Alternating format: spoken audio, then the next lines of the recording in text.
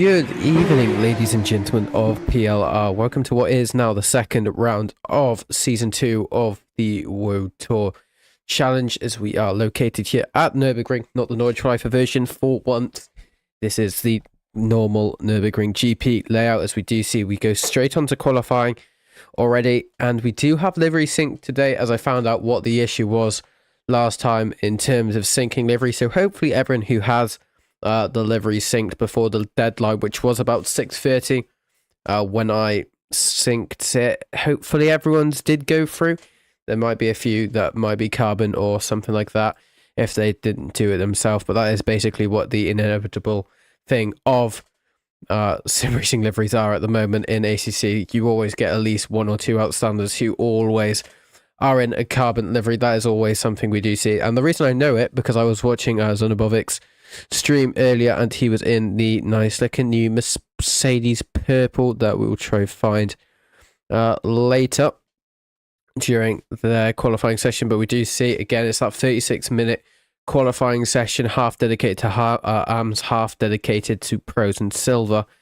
So there is still quite a bit of time between both silvers, pros, and AMs to try to get a lap in, especially on such a large track like the Nurburgring GP layout. This shouldn't be any issue in terms of trying to get any sort of lap time in.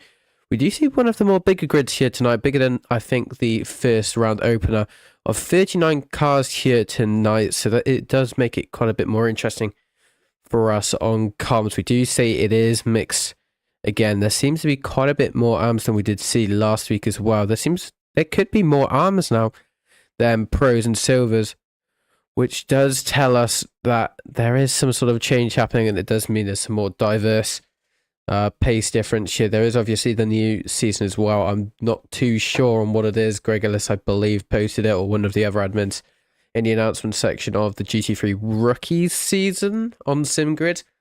That is something to go check out if you are one of, I'm not even going to say the slower drivers, because they're probably still quite fast drivers, but the ones who have red tags next to their name.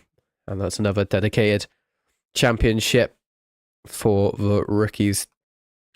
No one seems to be improving it in terms of qualifying. Just looking with it in terms of Delta at the moment, everyone's going on for their first hot laps. But in terms of their free practice times as reference point, no one is actually improving just yet. Waiting for everything to sink in as we do go on board with Axel Itri, who does seem to be going for a push lap already through the Schumacher S's already. He does seem to be one of the cars. He does have a bit of clean air in front and behind him, but he doesn't seem to be improving on his personal best Delta just yet. It will be a good banker lap though. If he's able to push it, he does go a bit wide onto the grass there. Will affect his time quite a lot actually, if you do have this long straight here now and losing a bit of momentum due to going on the gravel. Can be quite crucial, as we do see going through the very aggressive and very, you need a lot of confidence for that corner there. The chicane, trying to get on the...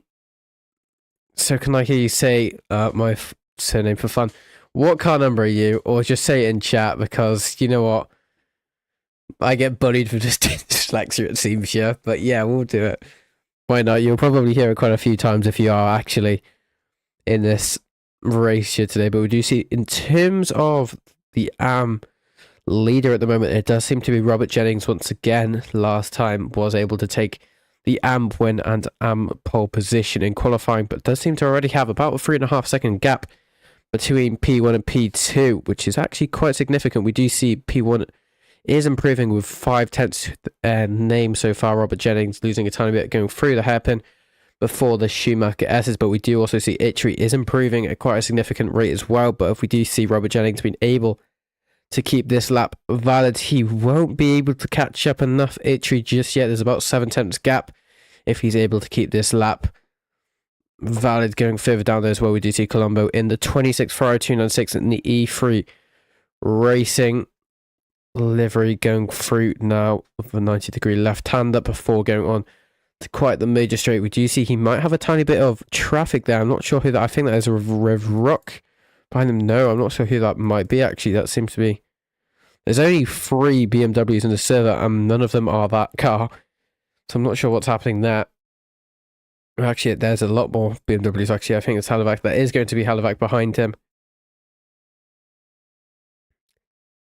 Going back on board with Colombo, who is improving at quite a significant rate at the moment. Could put him quite close up into the orders now. 2 seconds off the leader's pace as he goes around for a second hot lap as he comes across the line to decrease the gap between him and the leader. But it's not going to be a lot of an improvement there in terms of position, as he's now very, very close with P5 of Halivac, of about a tenth between the both. As we do see Halivac is going to try overtaking qualifying, but it does seem Colombo let it go, as he did set a 157.0 last lap. Robert Jennings being able to increase that gap once again with 156 dead, so went up about 5 tenths or so since his last lap. We did see in terms of free practice pace, and usually free practice pace doesn't represent much, but we did see the leaders, I believe, in free practice doing about 55 ones or so. I think that might have been Ville. I could be wrong now. I'm not sure how strong the writer actually is around this track, but we do see Liam Brett now in Delta Hunters Ferrari 296. A lovely livery, that actually.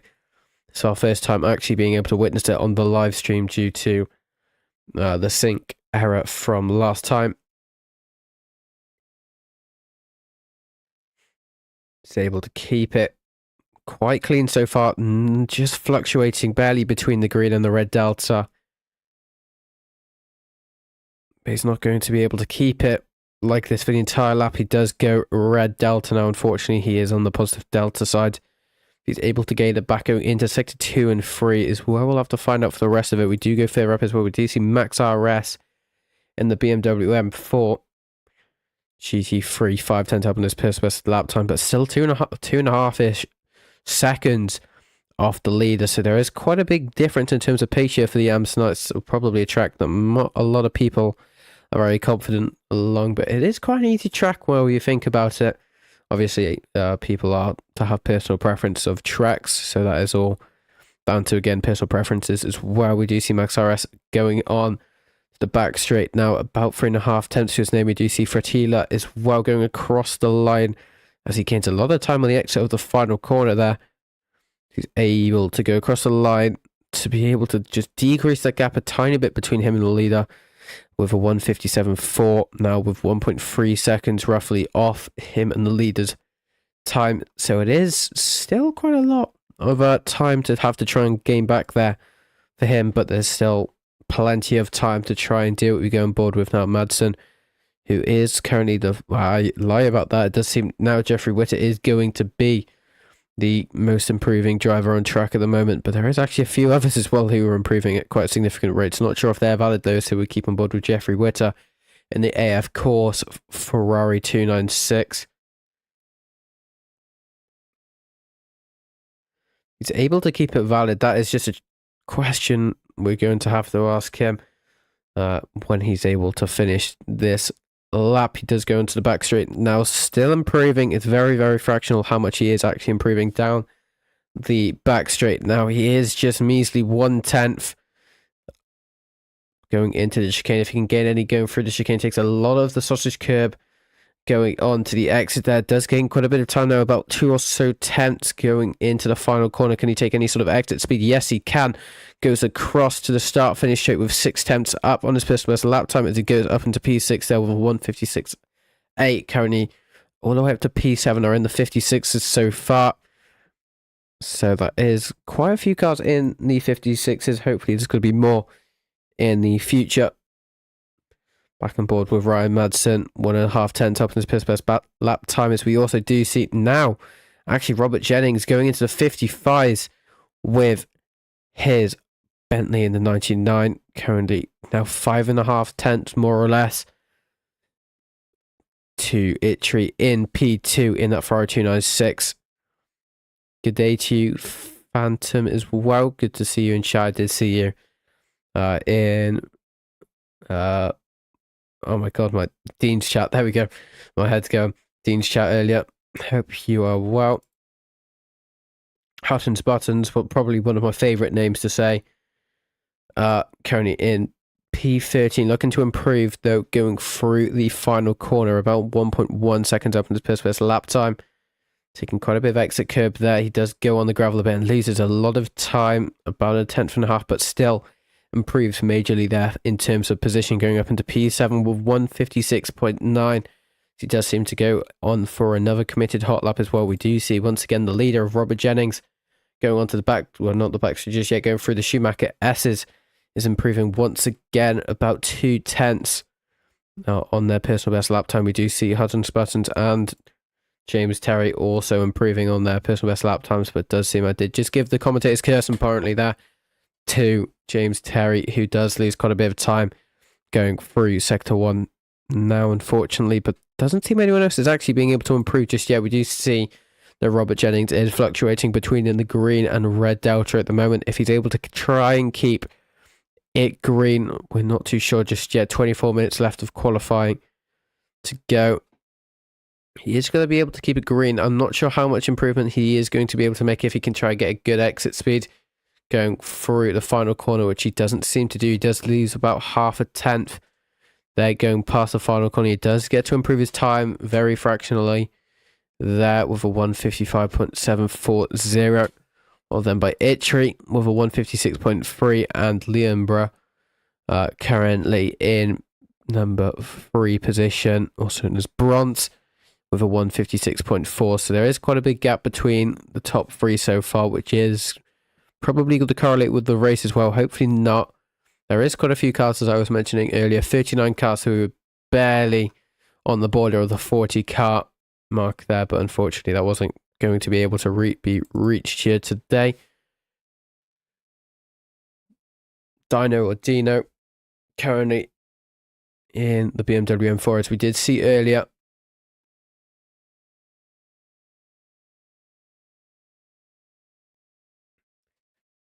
Currently in P9, 2/10 up on their personal best lap time so far. If he's going to be able to keep that as well, I'm not too sure. We do also see Jeffrey Witter,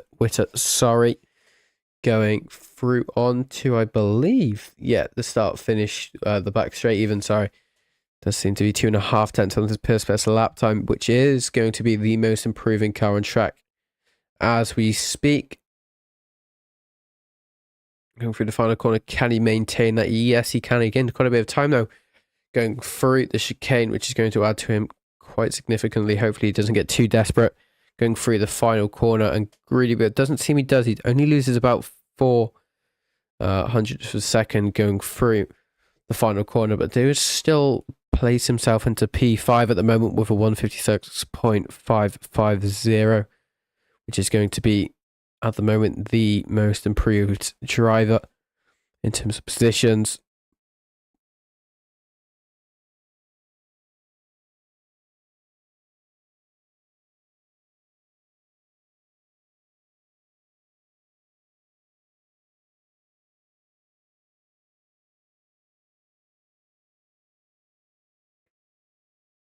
He's able to try and maintain a green lap time here, but he gains quite a bit of time going through the final corners before the back straight here, about 3.5 tenths to his name.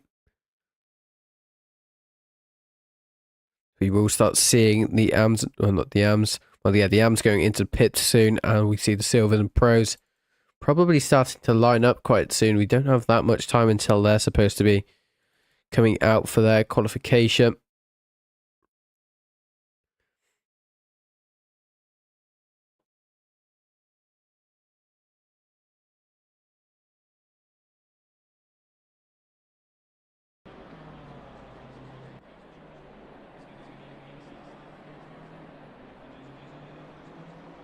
Six tenths now going towards the end of Sector 1, going into Sector 2. Able to keep it going through the Schumacher S's. He does go a tiny bit wide there, you can see. Didn't lose him too much time, no. Probably about 200 for seconds, maybe a bit less. Gaining quite a bit of time though, going through the final corners before the back straight. He goes onto the back straight with quite a bit of speed there, but nearly goes on to the gravel, almost losing a lot of his momentum and a lot of his time there. But this could put him quite far up in the orders now if he is able to maintain this lap time going through the penultimate corner, the chicane. That this BMW M4 can take a lot of that sausage curb that you can see on the inside of the second part of the chicane. He goes through the final corner, goes through with about 8 tenths to his name, so this is going to be quite a significant improvement here for him as he goes across the line to take P2 there with a 156.152, which is going to be, well, hopefully not provisional for him, but is currently provisional P2 in class and currently overall. But we will start seeing the pros and the silvers coming out, as we do see as well. We do see Tom Week and the rest coming out to start their their first time lapses. We can see them in the background of Dino. Here you can just see a huge pack of cars on their out laps there. The only 3 cars not to have finished their lap time so far are currently the top 3 contestants. Do you see they're both around the 10th up in their personal best lap time? Hopefully the silvers and pros don't intervene with them, but these 2 drivers are currently improving quite a bit. We do see now Itchy, if he's able to gain about 500 of a second more, he will be able to go up into P3. But as it speaks, he is currently on to take P3 away from Itchy, the other Itchy versus the other Itchy.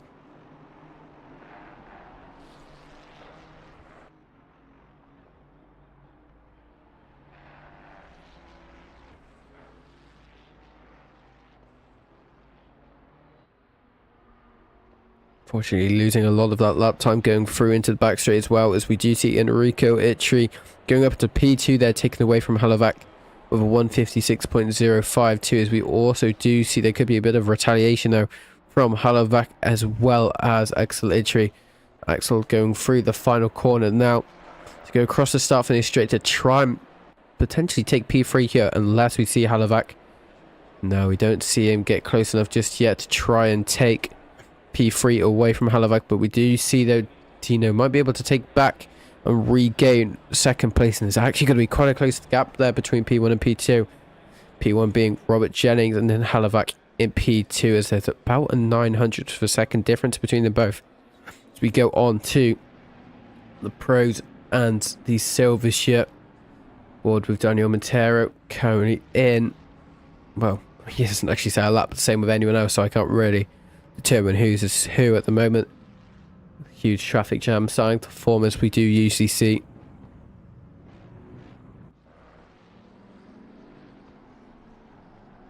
No one actually improving just yet. Seems everywhere we try and look for a car, they're usually not actually on for the timed lap just yet, but we do see Alexander here in that Mercedes CrowdStrike livery going through the end of sector 1. He is leading this field, so he has the clean air in front of him, which is a very, very good advantage, but you can see behind him the field are starting to catch up slightly. So I'm not sure if that is just personal preference of, well, confidence of sectors, but he is still being able to keep it up there. But he is actually starting to maintain the gap and starting to spread out a tiny bit. It does seem no one's on a timed lap here, but I think that is going to be a bug there for everyone else. A-up. Oh, someone else who uses A-up. Absolute legend. First name is James. It'll be confusing as I race with James Terry. Yeah, actually, yeah. Your name is a legendary name, though. I really like saying your name of buttons. I mean, there's 2 Itcheries, there's 2, I think there's 2 James, well, there's 2 Jameses, obviously, but you're disguised as Huttons. Do you now see Alexander coming across the line to take the first lap for the pros, as he takes a 155.6 there, but we do see everyone starting to set their first lap time shares. We do see a 154.5 there from Propeller, who was actually the original pole sitter for Paul Ricard last time, but unfortunately lost it from Dean, who played quite a good fight there between them both there. But Alavi as well, P2 carrying with 154.9, and then Nico in the Aston Martin carrying with 155.2. So there is still quite a gap there between P1 and what was originally P3, but now we do see Dean was able to take that time away from Nico, and Daniel Montero as well creeping up into P4. Provisionally, as we do see now, Dean was able to set a dead 55 there. He will probably be able to improve, so we already see him going through the first corner and improving quite significantly, about a 10th and a half. Leaves us a tiny bit on the exit there of turn 2.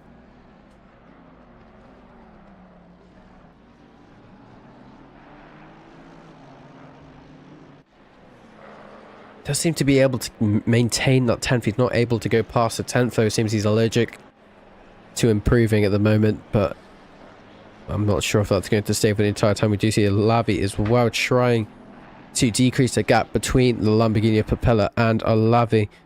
Here with about 3 tenths to his name. He just needs about 3.5 tenths to actually, well, I wouldn't say comfortably take pole position, but take pole position with a bit of a gap between them both as already. We do see Ed as well going across the line with 154.610, which is about 1,500th second of a gap between P1 and P2, so it's trying to get close between those two. Obviously, we do see Alavi as well predicted to take pole position going through the final corner. Now, it does seem he might have a tiny bit of traffic, but I can help him with the slipstream.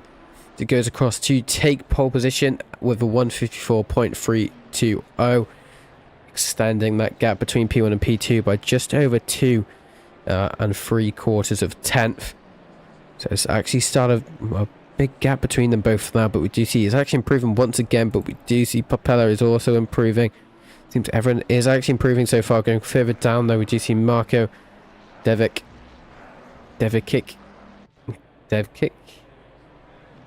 Oh, European names, man. Andrew Jones as well. BMW M4, the silver driver, currently improving 1.7 seconds off the leader's personal best time. He's currently done his best time as a 156.070. Looking to try and increase his gap. You can see now, even if he does just improve about 2 tenths, this might put him up quite a few positions, because it seems lower down in the grid here they are quite close together in terms of times. He goes across the line now to go up to P18, so from P22, 4 positions in the span of about 2 tenths, which just shows you how close this midfield pack is actually at the moment. Ivo as well, the driver we were just on board with, now improving once again to try and actually decrease that gap between him and pole position as well, with about 4.5 tenths to his personal best. Lap time at the moment can be projected for about a mid 54. It won't be enough to take away our Lavi's 154.3 just yet, unless he's able to improve going through the final corners of this lap as he goes into the back straight. Now, it does seem he gets a bit on the grass, so I'm not sure how bad that's actually going to affect him. We do see there's also a car in front of him, giving him a tiny bit of slipstream as well. That seems to be Vil in the Reiter, if I'm correct. It does seem to be a Reiter, so hopefully that doesn't get in the way there, but it does seem Vil tries to go for the Nordverleifer. Not this time, as he does go across the line now. Ivo to take P2 away from Propeller now for a 154.5, so quite a significant improvement there from Ivo as well. As we do see Ed as well, who was actually provisionally P2, now going down into P4, once again improving, going into Sector 2, where the hairpin is located. Can he gain any time going through the hairpin? Yes, he can. Is it going to be enough? At the moment, he is projected to take pole position with currently he only needs about 3 tenths to take pole position, and he's predicted to take 3.5 tenths from his personal best lap time. So it's starting to get very, very rowdy and close between the top.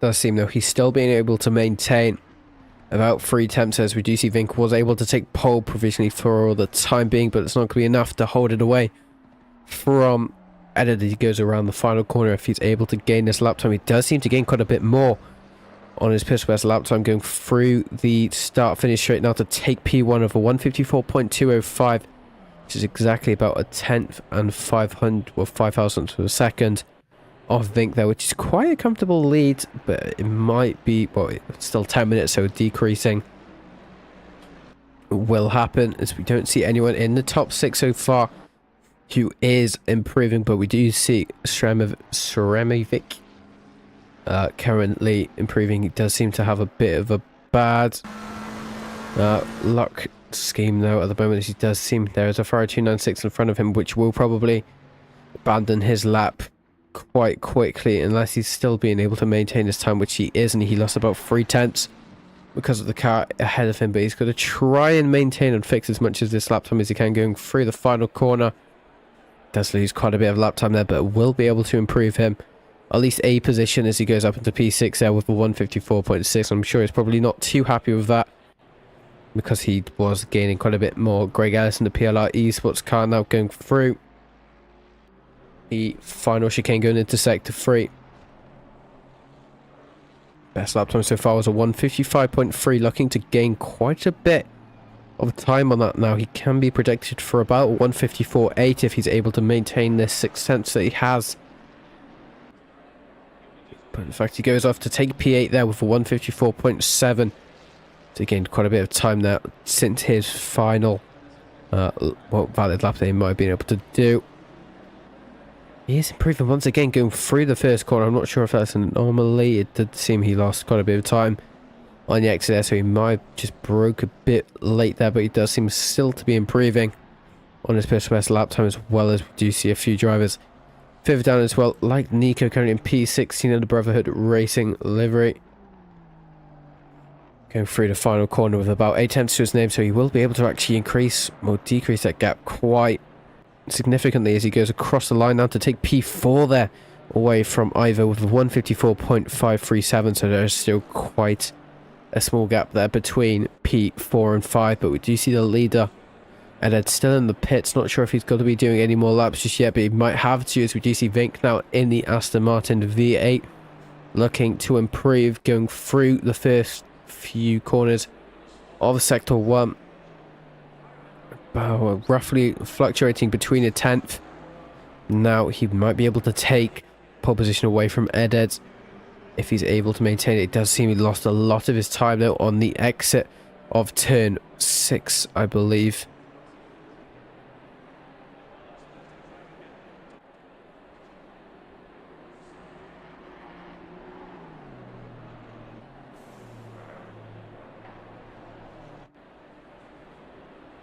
That's going to be the same though. He does seem to be in the red Delta now. It does seem to just let another car go by. That seems to be Daniel Montero, who might be on for a better lap time at the moment. It doesn't seem he is improving on his personal best lap time, Daniel Montero, but we do see Victor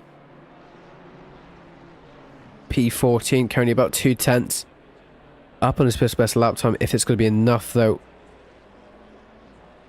as I always say, he could be able to actually take Dean's lap time. Dean seems to be actually struggling a tiny bit in that Mercedes today. He was on the P3 in the free practice server, but now he seems to be in P11 and it doesn't seem he's improving enough to actually symbolize he might be able to take back championship points. Currently he is leading the championship to his name, and he won the first race of the season at Paul Ricard by quite some time actually with his amazing pit strategy. Seems to be losing a bit of time, but he's still about 2 tenths up, so he might be able to try and climb up the order gradually there, as well as Daniel Montero, who's just in front of him in terms of the leaderboard. Currently a 10.5 up in the Broken Bones. Oh, I said Bones really weirdly. That Broken Bones sim racing livery.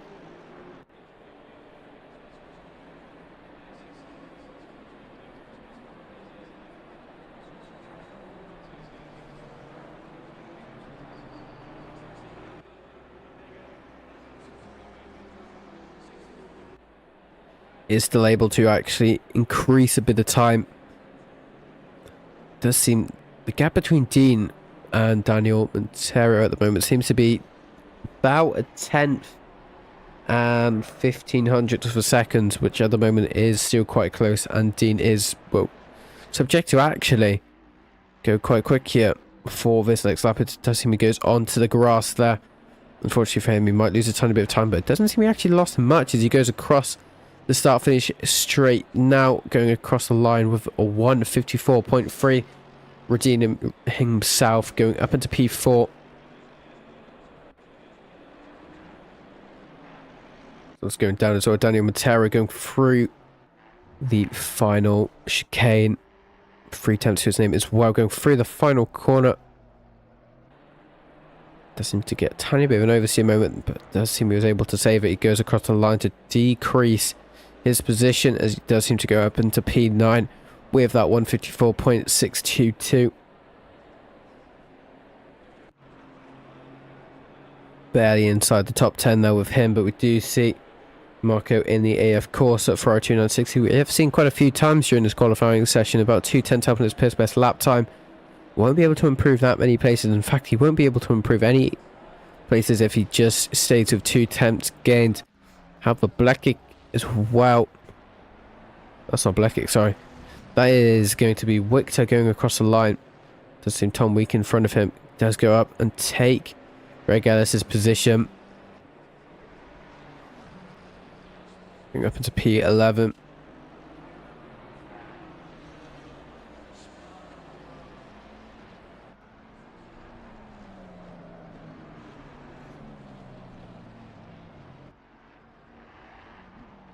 Ooh, getting a really bad oversteer moment there, just getting on the curb, which just unsalvaged the car. Spinning out, almost hitting the wall, but managed to save it from the wall, even though it doesn't really matter in terms of qualifying. 3 minutes left, so you might be able to get, if you're lucky, 2 laps in. Depending on where you are on track, it could be someone's final lap very, very soon. Actually, yeah, 2 laps, thinking about it.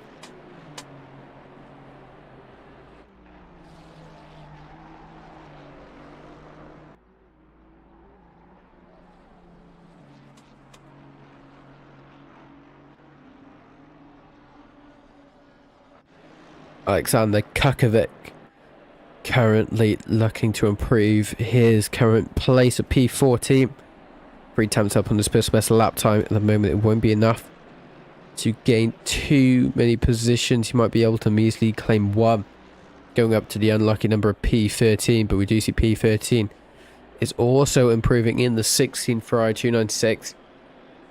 So they are both improving at similar rates there, but it does seem the 16 did just lose a lot of its time going into whatever corner he currently is in. Does seem like going through the Schumacher S's. It does seem that he did lose all of his time there, unless he's able to try and outbrake himself in certain corners to try gain back some sort of delta in desperate needs.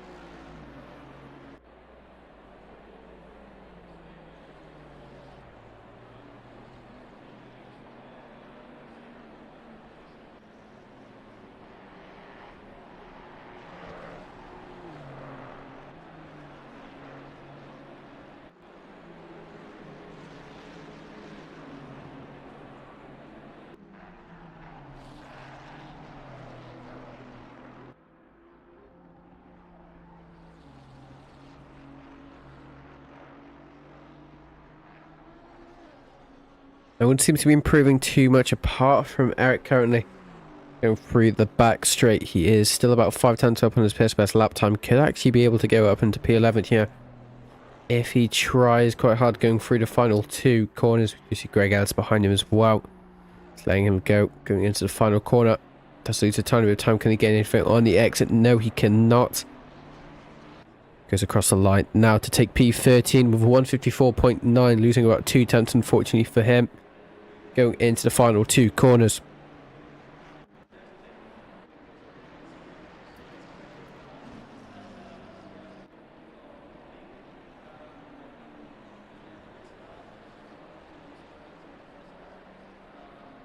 Over up as well as we do see Wickler trying to get out of P11, trying to get into the top 10 as well. About 2 tenths to his name so far on his personal best lap time. He will be able to take P10 quite easily, even if it's about, I don't know, about 6. Oh, actually, how many? Yeah, 6,000 to the second, well, 600 to a second, sorry. If he was able to keep it, but it does seem he loses a lot of his lap time. In fact, all of his lap time going on to the start of the back straight. Now, unfortunately for him, he won't be able to gain anything back unless he's able to do something major going through the final 2 corners. as this will be his final lap. He will not have enough time to do another lap, so he has to try and make this one count to try to take P10. Going through the final corner now, he is actually improving, but it's not going to be enough to try going to P9. Oh, actually, no, it will be enough for P9 here, as we do see him going across the line to take P9 away from Daniel Montero there. Daniel Montero at risk of losing P10 now as well. He is in the pit, so his qualifying will be completely there, as we do see Waiter does a 154.610 to take P9 provisionally at the moment. We do see there is going to be two drivers who is improving as well. We did just see, I believe it was going to be, I'm not sure who it was. I think it might have been either going up to P8 as well as what we do see Greg Ellis going through the final chicane in the PLR Esports. For our tune on 6, 2 and a bit tenths up on this pit best lap time. Will be able to improve. Yeah, but how many positions will he improve going through the final corner? He won't be able to improve. It does seem he loses quite a bit of time on the final part of the lap there. We do see now Alexander Kukovic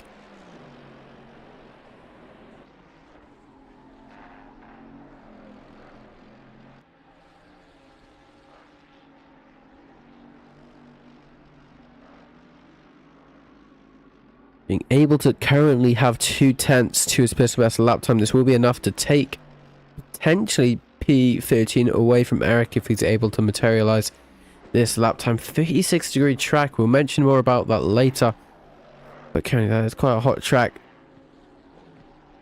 2 tenths now going through the final corner. Can he gain any sort of time? No, he loses a bit of time, but it still will be enough to take P14 away there from the 16 Ferrari, and that is going to be pretty much everyone finishing their lap times there. Now, as we do see, that was quite an interesting result in terms of qualifying there. We do see it was quite close between them all, and it will be probably, well, hopefully, sorry, should we say, during the race as well.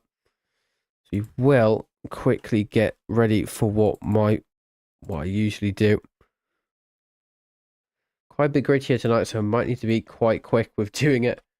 But in terms of doing a grid walk, 40 cars here, practically more or less, here for tonight's race.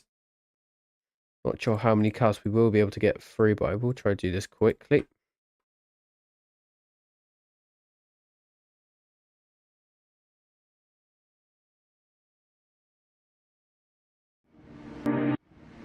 You do see currently in P1 will be Dean Zunobovic. I'm not sure when he goes up into P1 there in that Mercedes number 19, followed by Eddard and Vink, both in the McLaren and the Aston Martin. Rounding up the top 5, then it's Lavi and Shremovic currently in P5 in the 1111.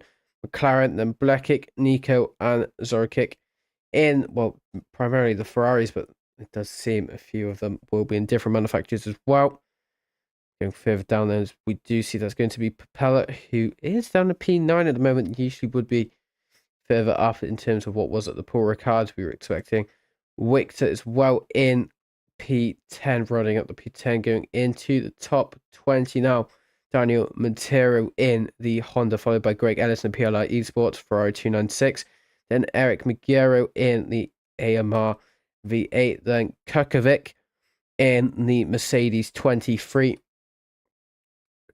Then the 16th Ferrari of Divikic, and then Elmstrom, Tom Week, and Declan Brogan carrying up the top 18 as well, followed then by the all-famous Writer Engineering of Ville, as well as Andrew Jones, and Jeremy Swanson, and Robert Jennings being currently first in class for the AM drivers, then followed by Chris Broadman in the number 13 Mercedes, sorry.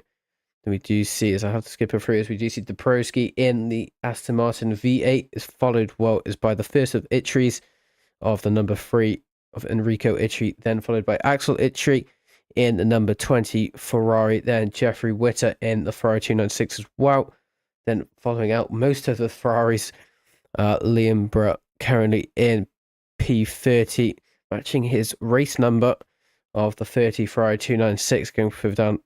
It's Hutton's Buttons in the 29 Porsche 992, followed then by Madsen and James Terry, both in the Aston Martin V8, followed then by Colombo in the 40296, number 26, followed then by Revrock and Fratilla, in the 28. BMW M4 then carrying out with the top 37 is Max RS in the 18 BMW M4. Then the final two cars being McLaren's of 31 and 32, McLaren 720S of Brian and Victor. That will be our grid here for tonight, so quite a big grid. I was surprised I was able to do all of those cars in time, but it is. Do wait for the grid to go green for the formation lap. We don't have that long until we go green. Here, do you see? We're going down on Jack, so 15 seconds until we actually start this race for round 2 of the PLR World Tour Challenge Season 2 at the all-famous Nurburgring.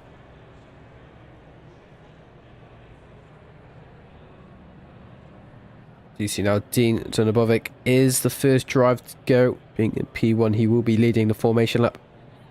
And hopefully, he'll be able to lead into turn 1. Not sure about turn 2 though. We'll see if there's any drivers trying to give anyone death wishes at the moment. Or if Dean's just going to take himself out.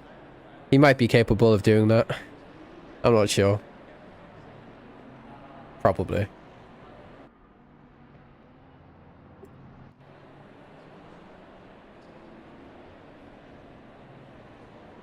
Relatively long formation lap here for Nurburgring.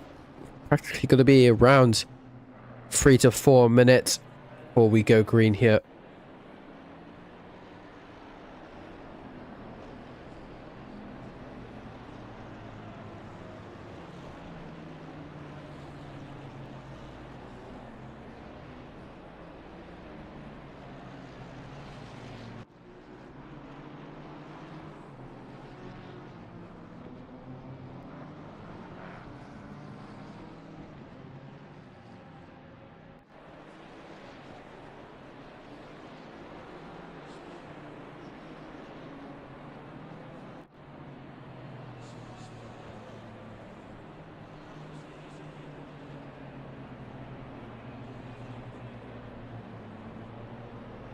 Further down the formation lap now, entering sector 2 here at the very tight hairpin. I'm assuming quite a few people might outbrake themselves going on to the race, but luckily, unless there's a driver in front of you, there is quite an easy runoff to go off to, and it's quite forgiving as well, just a small little gravel trap.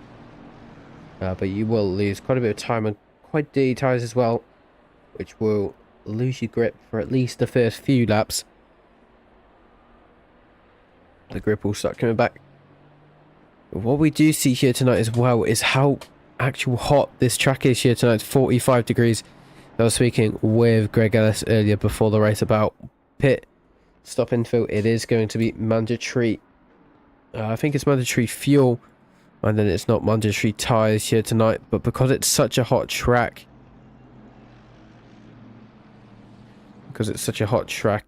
is it worth, because it's an hour and 10 minutes or 70 minutes race here tonight, is it actually worth pitting 4 tyres or not? Because being such a hot track, nearly 50 degrees, bear in mind that's halfway to boiling temperature if you're thinking about it. That's quite hot for tyres, so will they actually be able to last that long? So do you see now the grid does formate in there side by side, positions ready to start this race as we go through the chicane for the first time.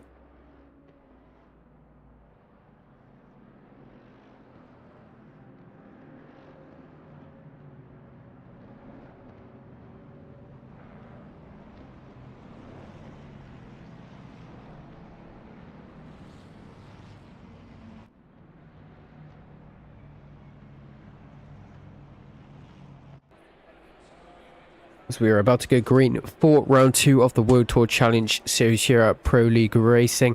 Dean currently in P1, followed by Eded in P2 and Vink in P3. As we do now go green, as we do see already Dean getting quite a good start. Eded not so great for him as well. Vink in P3 being able to keep it as well. Going on to board with Helicam, we do already see there's a bit of rowdiness going on free wide about 3 times there, as we do see that does seem to be triple one McLarens. We do see that there's going to be contact there between what seems to be one of the McLarens of Blakic, going down quite a few positions there. It's getting quite rowdy in the back of the grid there. It does seem it is going to be Elmstrom trying to go side by side with what seems to be, is that Tom Weekham? I can't really see who's Hugh at the moment, but we do see going fifth down as well.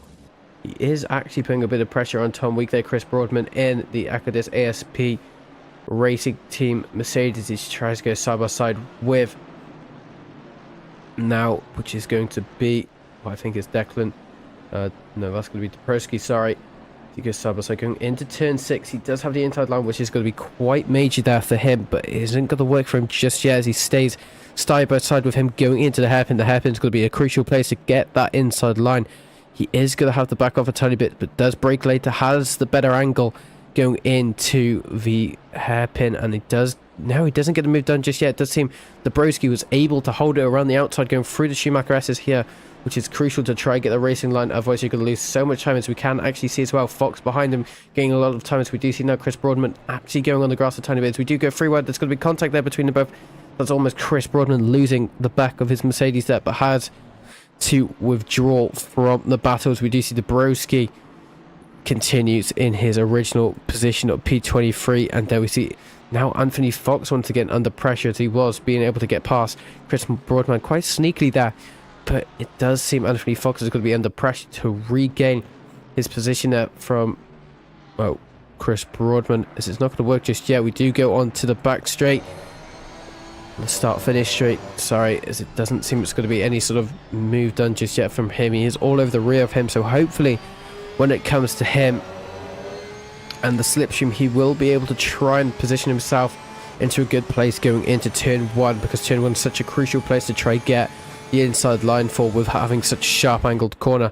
But it isn't going to work for him just yet. He still just positions himself on the outside to try and do a, well, switch back, but it isn't going to work for him just yet, as he still has to just locate himself behind Anthony Fox right now. It does seem Anthony Fox is doing quite good with positioning his car, as well as we do see Harley Brime, and, well, that's not Hutton's Buttons who's there. That is going to be what seems to be, that is Enrico Itri, or it's like, yeah, that is Enrico Itri, who was able to just get past Bride in the final few corners that we weren't able to see. Dean still leading the pack at the moment, but we do see Edded is starting to creep up a tiny bit on him. There is still a gap difference between them both of about 4/10 at the moment. In terms of best lap time, it does seem to be Dean who's still being able to pull away. That is going to be because he has that clean air for the time being with a 158.2, which is the fastest lap of the session. Edded then doing a 158.3, so there's not much between them both at all. So it's just all about trying to keep off the pressure for Dean and just trying to pull and maintain a tiny bit of a gap like he's doing already between him and Edded. It's now 5/10 since we last spoke about it. Blackett getting a quite an ultimate exit there, going on to the start finish straight, as we do see Alexander under a tiny bit of pressure, you could say, from Blackett behind him. But if they ballot a tiny bit too much, even though there's quite a big gap there already forming between them both as we go into the first proper lap, you could say.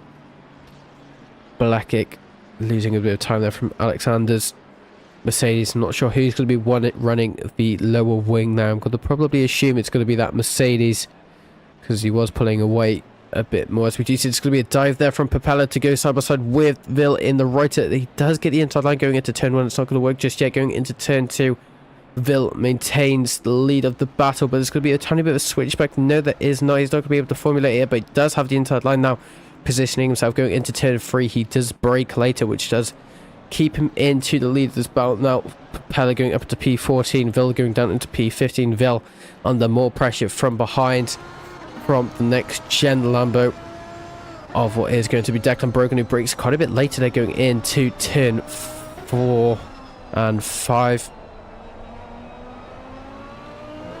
He wants to try and create a tiny bit of a gap, but at the position he's in, P15 at the moment, in a Reiter is already quite good. He's over halfway through the pack field with the Reiter.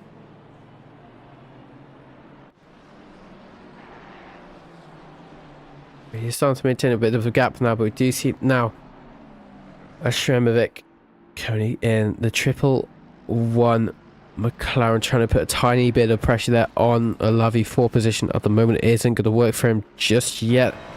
So it does seem Olavi gets a good exit there through the final corner before the back straight.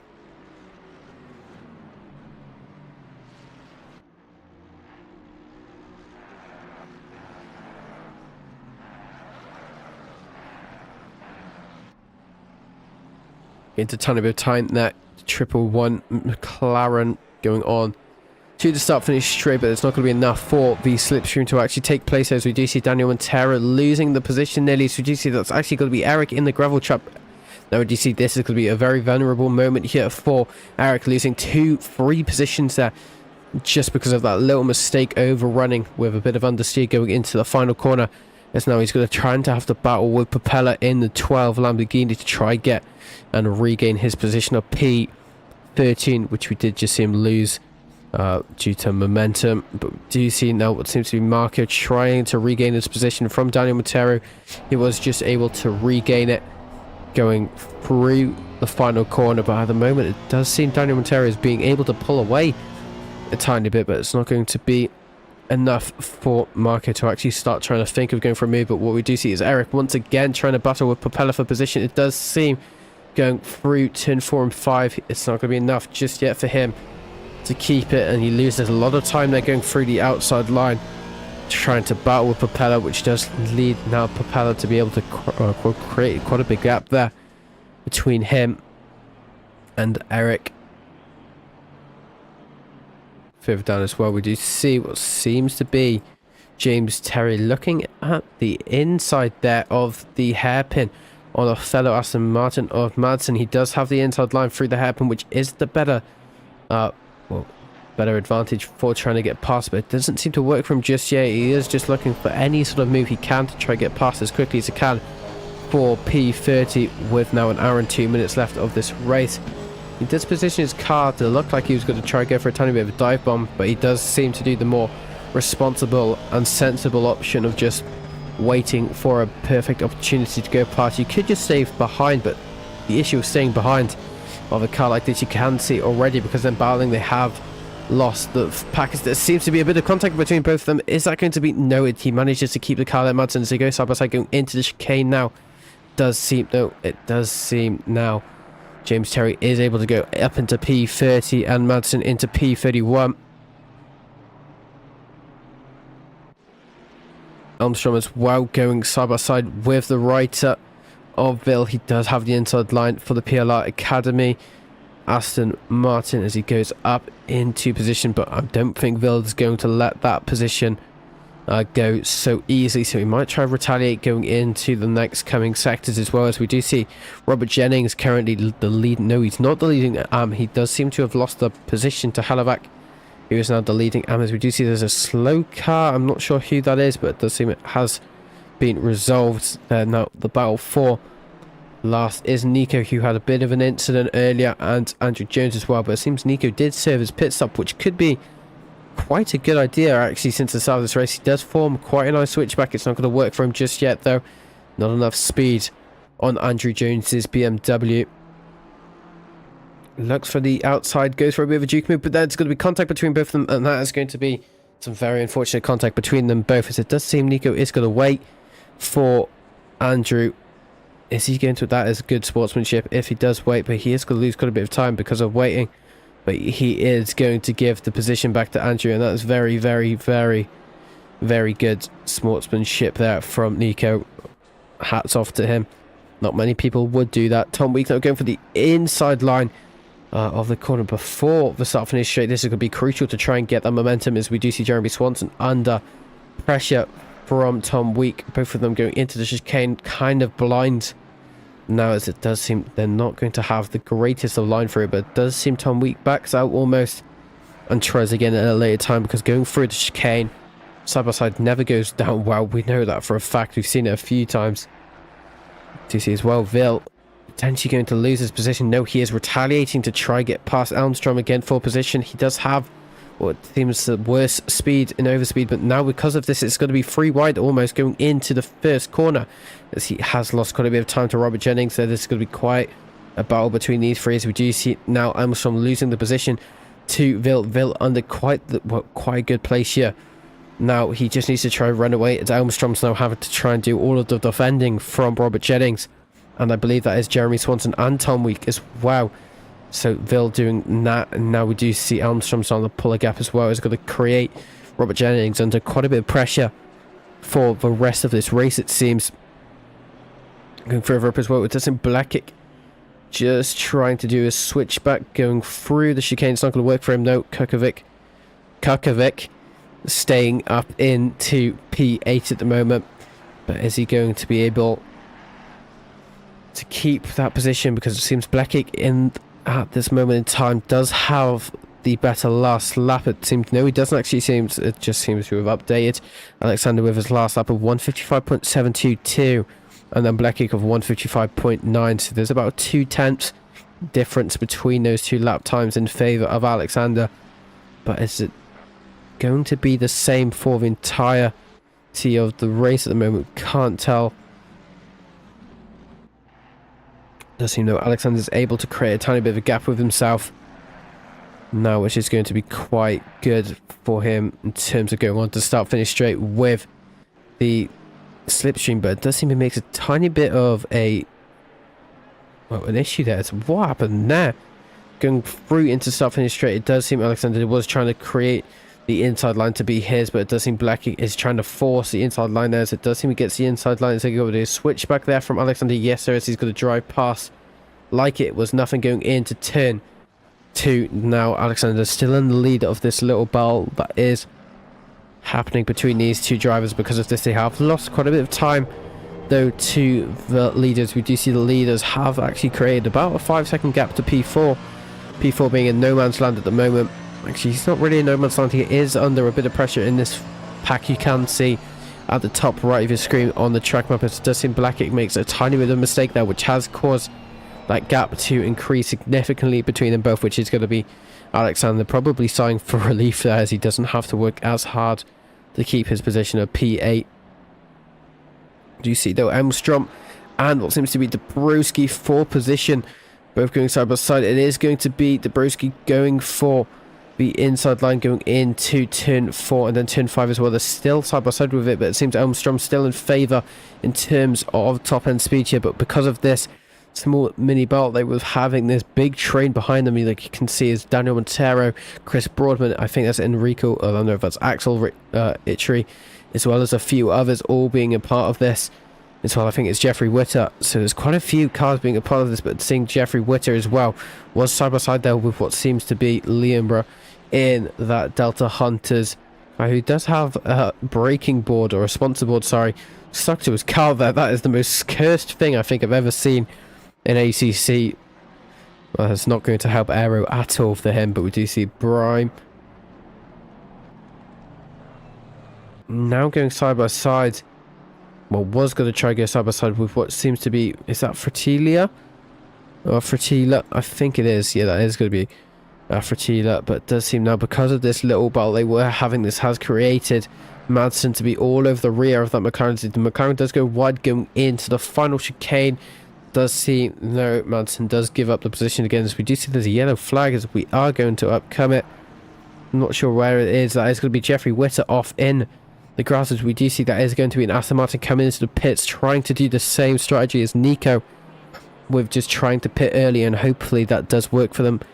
Nico actually once again battling with Andrew Jones going into the Schumacher S's at the moment. He looks like he was trying to go for a move through, actually no, that's the final corner, sorry, but it's not going to work for him just yet, as we do see Andrew Jones braking a bit late there, early, sorry, for Nico, and that does just cause Nico to be caught off guard a tiny bit, and that has created them both to have a tiny bit of a gap between them both, if that is going to be Nico being able to, well, just decrease that gap as quickly as he can.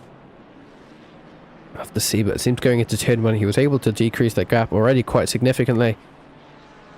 Again as well, going through at the top of the field, it does seem Dean once again under pressure from the top 3. Actually, this is the closest battle we have seen in terms of the lead for quite some time.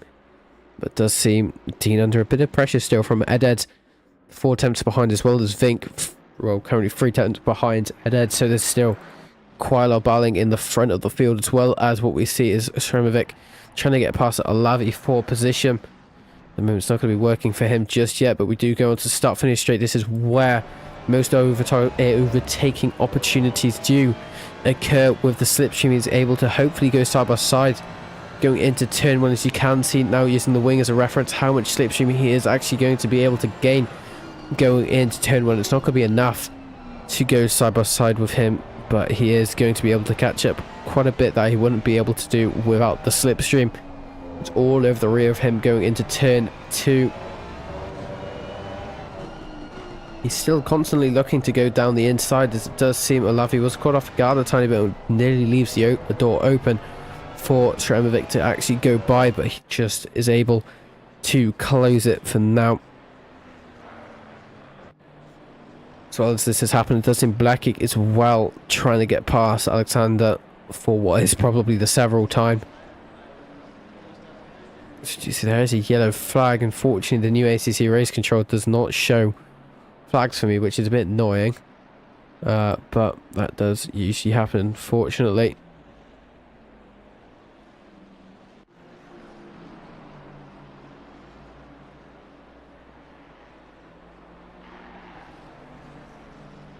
Going down, does seem Blackick is able to try and keep up once again with Alexander. So we did see, this is again this loop that we do see when battling, if they are similar pace drivers, it does seem he's able to catch up. He's able to cling on for at least a good lap or so, but he tries to get past in an attack move, but he doesn't actually get it done. And it's losing him so much time. It's now created this gap once again. So we do see as well what seems to be Greg Ellis starting to catch up as well, which could make this a freeway battle quite quickly. Again, this little field of cars starting to come alive once again. Robert Jennings trying to not have so much pressure from behind him of Elmstrom for position. Daniel Montero just lurking in the background, waiting to try and get any sort of scraps from this. If anyone actually does crash, we do go into the... Oh, there's going to be a bit of contact between there as we do go through the chicane. For the next time, is that Daniel Montero going into the wall? That is Daniel Montero going into the wall. I'm not sure what's happened there, if he went just unselled himself going into the chicane. We do get a replay though, going through the chicane. Doesn't take it too badly. It does seem he just goes a bit wide in terms of understeer. That's a big hit to the wall that goes very wide on the exit of the chicane, and that's going to be a bit of side damage at least for Daniel Montero's Honda. So as we do see Anthony Fox trying to glue himself down the inside, it's not going to work there. There's actually going to be a tiny bit of contact there between him and Vil. That has caused now what seems to be Robert Jennings to now will try to get this freebie of a position, but it doesn't seem to work yet. It seems Anthony Fox's accelerate. What has happened? Whoa! We're going to get a replay. I'm not sure if that was ping or what happened there, as we do get a replay on what seems to have happened with Robert Jennings' car. Oh no, that is a full-on contact there. That seems to be Armstrong, who just misjudged his braking zone going in to turn 4, and that just causes him to go straight into the rear end of that Bentley of Robert Jennings. And that's going to lose Robert so many positions, and that was quite a big hit as well, so that is going to be probably some damage for him as well. As we do see once again Sremovic trying to get past Alavi for P4. It's not going to work for him just yet. Alavi being able to place his car in certain ways where legally he's not going to be able to get past there. Sremovic.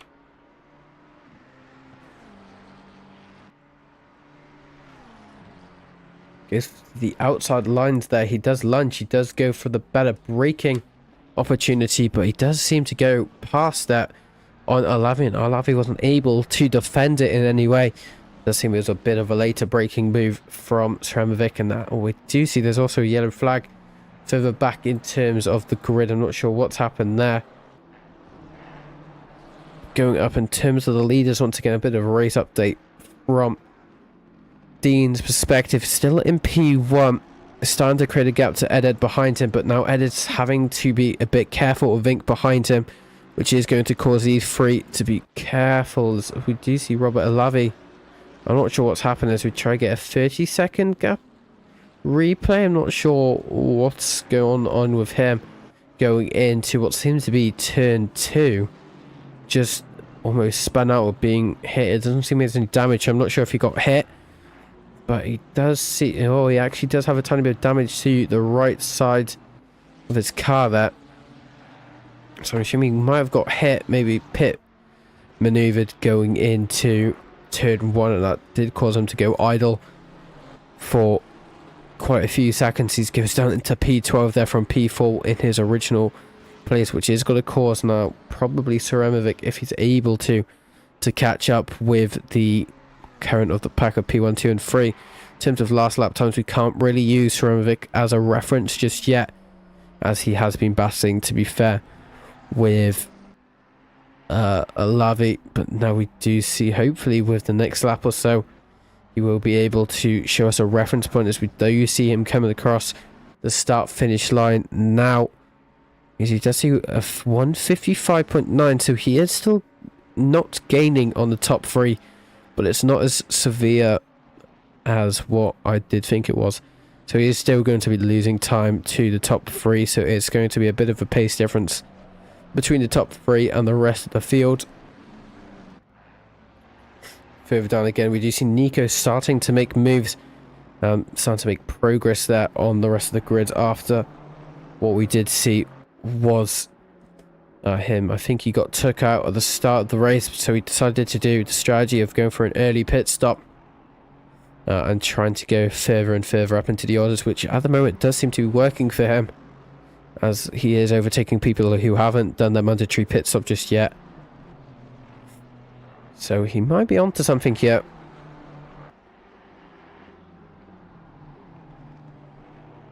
All over the back of Andrew Jones again. This is what we've seen quite a few times as well, as we do see Victor, what seems to go side by side with Hutton's Buttons going into turn 1. He will have the inside line, but he's not going to brake late enough, and in fact they make contact. That's rather odd contact between them both there, but they do make a tiny bit of contact that's going to create a tiny bit of damage to the back of Hutton's 992. But it's not going to be too much damage, as he's trying to gain once again, as we get quite a nice view in terms of cockpit. Does seem that what you might be able to hear is a lot of skirting from the car tyres of Victor's car, so it is meaning he is getting quite a bit of understeer. So his tyres might be not going to be able to last about final 46 minutes of the race. As well as Liambra, currently P25, looking to battle Colombo for position. So as we do see Robert Jennings behind him as well. So this freeway field train all for position here from P26 to P24.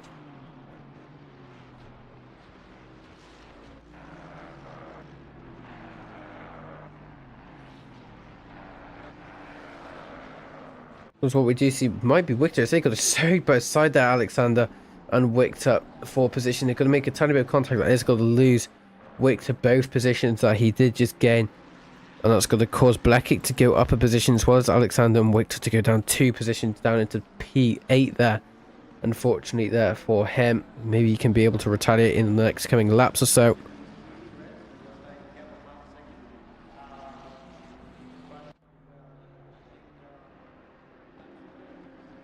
Oh, have I said another person's name wrong? Bow or Bow? Oh, I'm sure Bow is a ship. Oh, okay. Sorry. So I'm assuming you're talking about Liam Bow in the Delta Hunters.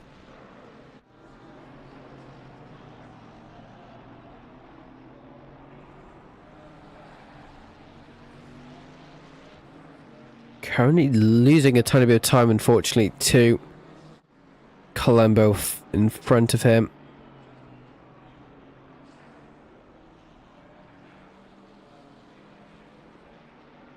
Not losing too much time, so it's not too effective so far.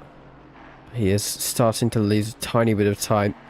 So do you see what is Halovac quite far up in the orders in terms of AMS so far? In terms of what we see overall and in class, we do see Halovac in P1 in AMS class, followed by what is Axel Itchery in P2. Then rounding out the top 3 for the AMS class is going to be Ricardo Colombo in the E3 Racing 40296.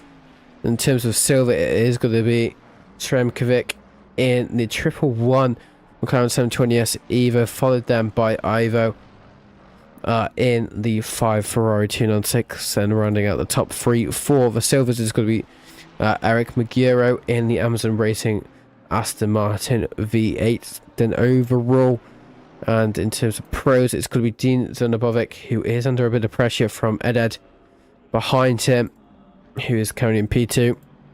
And then rounding out the top 3 overall and for the pro class as well is Vink in that Aston Martin V8.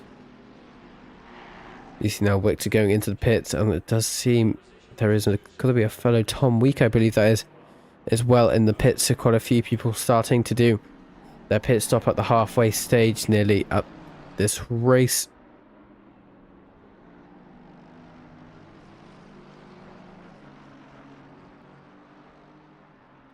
And then able to actually gain quite a bit of time there, and Dean Donobovic into the final corner before the back straight. But it's not going to be enough time just yet for him to actually be able to get past. Alavi, on the other hand, is probably going to be able to get past Greg Ellis for position onto the start-finish straight if he's able to maintain this gap between them both, as we do go on to what is now the start, well, the back straight. So this does seem Greg Ellis had quite a good exit there onto the final corner, going onto the chicane. They're both in the same boat here, as we do see Propeller going off onto the grass there, onto the chicane, cutting it. That's something I'll mention in a minute. So it does seem now going into the final corner who has the better run. It is going to be Greg Ellis in both acceleration and performance through that corner, and has been able to create quite a big gap going into turn 1 now. In terms of what we did just see was, there's going to be contact there between Alexander and Blakic. Going to cause both of them to at least lose a position or two. As we do see that Blakic is able to get past though the positions. We do see just what happened between them both there. They do just make a tiny bit of contact there with the Ferrari of Ivo. Does seem Alexander comes out with nowhere almost. It does seem Blakic does close the door, and that is going to cause that contact between them both, and they both go into grass and lose position as they go battling once again between them both. In terms of what we saw earlier as well, but actually I'll say that in a minute. So actually no, we'll say it now, but what we saw was obviously Propeller going onto the grass through the final chicane, which will obviously cause a track cut penalty, which around a track like this, I'm not sure how many places there are you can potentially cut. I think of 2 possible places, and it's going to be the penultimate corner of the chicane and potentially Schumacher S's are the 2 probably unintentional places where you would cut. Which, so in terms of track cuts, it's not too high of a threat for drive-through penalties regarding that, unless obviously something severe happens between that driver. But the most occurring penalty we might see here today is Nico breaks very, very late there on Victor, once again trying to get past him as quickly as possible for P30, but it's not going to work for him just yet. But the most probably severe penalty we will see here today is that stop-go 30 penalty that we have seen a few times throughout this season so far, and that is from speeding in the pit lanes. Something quite a severe penalty. What happens, we have seen it, as I just mentioned. We haven't seen any just yet, as we have seen a handful of people actually pitting so far. I'm going to say maybe 5 to 6 cars have pitted so far. So that is not actually that many cars, if you think of it, who have pitted, but we aren't close to the half. Well, what is the 30-minute stage just yet, which is where people usually pit. But because this is going to be a longer race, which is that 70-minute, it does change a bit, and it is going to be probably that 35-minute stage you want to be pitting at, so we're approaching that quite closely as we do see there's some very, very rough action between these two, as it does seem Victor goes quite wide. It causes Nico to have the inside line going into the final corner, gets the move done. It's going to be, seems no retaliation there from Victor whatsoever, as we do see now Victor goes down into P26 as we do see Nico going up into P25. A few more people pitting. We do see Ricardo Colombo going into the pits now to serve his mandatory pit stop, as well as Ed, who we did see was battling with Dean Zanabovic for the lead of the race, but he wasn't able to get by, so potentially trying to do the undercut strategy. I'm not sure if it'll work just yet, but because of how close of a gap they were between them both, it could actually work a dream if Dean does suddenly mess up his pit.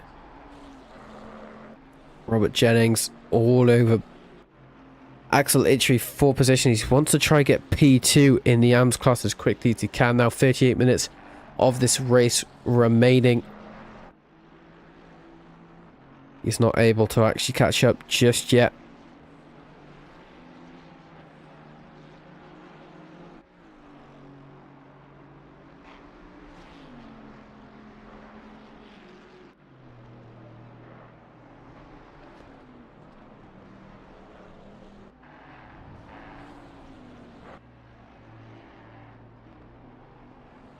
He does seem to know what is going to be Axel going into the pits there, so it's going to be an easy position gain there for Robert Jennings because of how close he was as well to Axel. If that overcut does, well, he is going to overcut Axel, but unless he makes a mistake, obviously, with Axel's undercut attempt, potentially on a few of the drivers ahead of him. In terms of pit strategy here tonight, it seems it's going to be quite varied on who pits at what times, but it does seem most people are going to be pitting at the halfway stage of that race. If people are going to be going on that new set of slick tyres, that's going to be something to take into consideration because of how hot the track is, and 70 minutes might be a bit difficult with that 46-degree track temperature.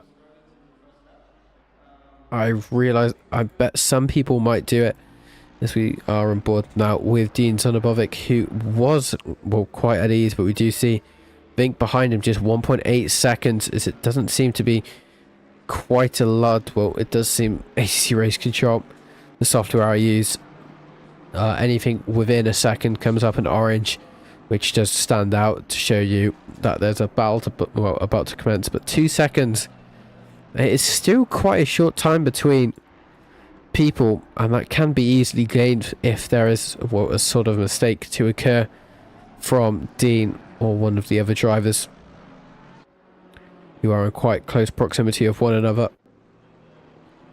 But what we do see is Victor and Arlavi trying to get past, as he has gone into the pit there. Arlavi's again past Victor. Is quite crucial to actually try and gain time with this pit strategy. But Victor won't make it easy because it is for position and he doesn't need to, but he goes for the inside line.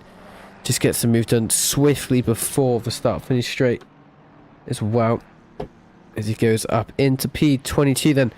Victor going down into P23, and he hasn't done his pit just yet. We do see another 2 people coming into pit. That seems to be Liam Bow and Chris Broadman as well. So 2 cars that are close to each other in terms of position as well. Jeremy Swanson in the pit as well as Ivo. So there's quite a few people actually in pit for, well, now, which is going to show you how similar there is going to be people in terms of, we do see what has happened here. Victor spinning out, going into the final chicane. Is it going to be Magura? That's going to be the issue. I would tell you, but genuinely I couldn't see anything. That was the most awful camera I think I've ever seen.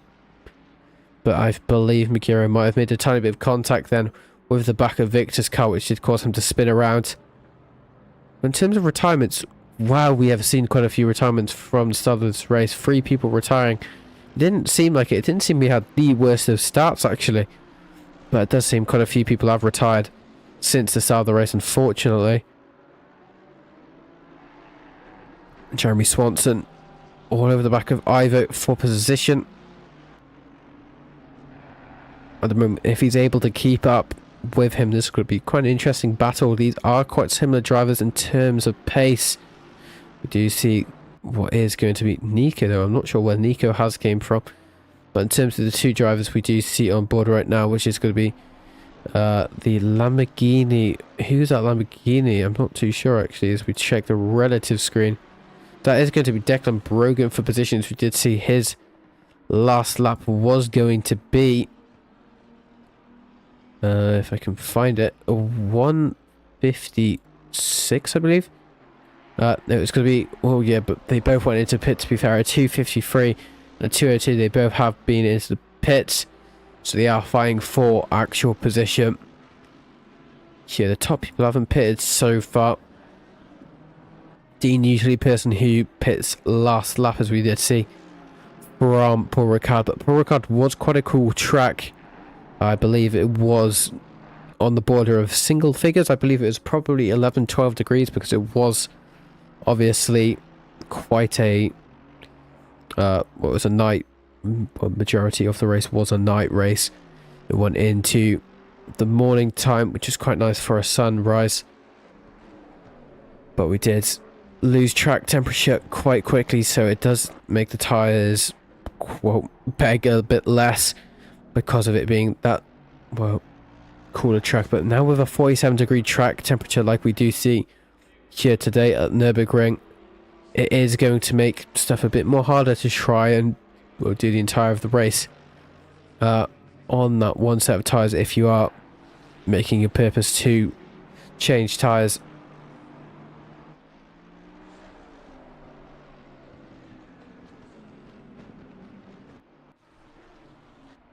Tom Week as well, getting closer to Ricardo Colombo, 6 tenths within each other.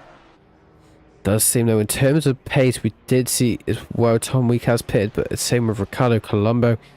So again, this is for positions we did see last lap. It was a 157.4 from Ricardo Colombo. We do see Tom Week makes a tiny bit of a mistake. That is going to increase the gap quite a lot there. So he's gone up to 1.8 seconds there. And then we did see Tom Week doing a 157.7, but we do see now Ricardo Colombo has his eyes on, seems to be, I'm not sure who that is, but it does seem that is got to be contact between them both, and I believe that is Max RS. I believe that is, as they go side by side going into turn 4. It does seem he gets moved down easily, as we do see Tom Weeko in the inside as well. It just seems he left the door open there, which did cause him to go up so easily there. That was a brilliant move there from Tom Weeko. As we also see Propeller trying to get past as well, going into the start finish, well, not the start finish straight, whatever I said, that the finish part of sector 1 going into sector 2. It does seem he loses so many positions there, unfortunately for him, going into the first sector. So this is Tom Week seems to be rapid at the moment, trying to gain as many positions as he possibly can.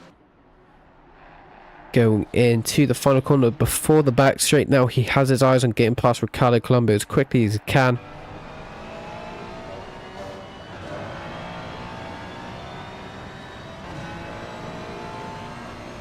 There's quite a bit of time now on the back straight. It does seem Ricardo Colombo has the better exit onto the final corner. It does seem that Tom Week breaks a bit later, but does seem to lose a lot of confidence in that final chicane, so he does have a bit of hesitance going through it. But through the final corner now, he has been able to decrease the gap between him and Ricardo. There's still got to be quite a big gap there of what seems to be about a 5/10 gap, so slipstream is going to be present here for Tom Week, but it's not going to be too strong here. He breaks quite late going into turn 1. In fact, he's going to break too late, and that's going to leave him so much more time than he should be.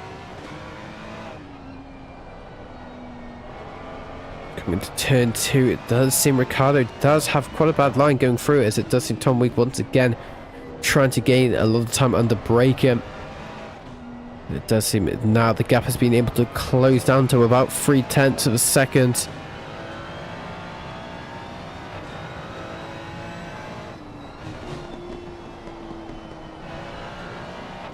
It does seem that Ricardo under a bit of pressure and almost losing it there. And quite a big understeer moment going into turn 4. losing a lot of time to Ricciardo, but it does seem Tom weak, making a bit of a mistake into turn 5, which has maintained the gap around the same. Now going into the hairpin, both of them having around the same line through, so in terms of pace they are quite similar, if not the same as, well, seeming last lap. They were about 700 of a second between each other going through the Schumacher S's. That was Tom Week almost going into the gravel trap there on the inside of the Schumacher S's, but it's not going to be the case just yet. Going through the final 2 corners before the back straight. Now 29 minutes left of this race. He is still being able to maintain consistency between him and Ricciardo. Their last laps being, again, as I just said, 700 to a second between each other is quite close, so it's going to be some quite close racing if they are able to stick with each other. There is a blue flag present. I'm not sure where the blue flag is coming from. It is going to be Propeller actually behind him. He's currently in the lead, as we can see behind, which could play quite a major factor here in getting by. GC now going on to start finish straight. Still on board with Tom Week. He is still gaining quite a bit of time on Ricciardo, but it's not going to be too much at the moment. He goes side by side going into turn 1. Is he going to go for the switchback? No, he isn't going to be able to, as we do see Propeller behind him. The triangle on the track map gaining on them as well, which is going to cause him to lose a lot of time as well. But going into turn 3, he brakes a lot later, Tom Week, but has a lot of hesitance on trusting Ricciardo's braking points, as you can see him just having to weave left and right to try and avoid hitting the back of Ricciardo. He is braking a lot later though, to be fair, Tom Week, to Ricciardo. If that's a good thing though, it does seem he might be trying to get a tiny bit impatient on the brakes at any given moment to try see if there's any sort of flaw in Ricciardo's defense, but because of that he has actually lost quite a bit of time, about 5/10 once again, as we usually see. But we'll continue seeing with this, as we do see Chris Broadman as well in that Mercedes, all over the rear now of Axel Itri for position. Going in final part of the back straight. If he's able to try and maintain this sort of gap for the start finish straight, he may be able to get by with Slipstream. It does seem he takes the wider line going through the final corner. It does seem to be quite an effective line. Who gets on the power first? It does seem it's going to be Axel. Axel creating that gap once again, but it's still about 2/10 here, so the Slipstream might be able to make some sort of justice here for him to try gain a tiny bit of time before the end of turn 1. He does seem his intention there was to brake a bit later than Axel, but Axel did see him trying to go for the inside line and instantly goes for the inside, as well as we do see Jeffrey Witter going side by side once again with Hutton Buttons for position going through the final chicane. He's not going to be able to get past just yet. If there's going to be any sort of flaw in Hutton's defense, it doesn't seem there is going to be just yet. In terms of Slipstream though, he is very, very close to the back, and with that 992 not having the best top end speed compared to the Ferrari, the Ferrari has quite a big advantage here. They both go for the inside line, waiting for someone to try to take the full racing line, but it does seem Hutton Button still being able to keep his position of P29.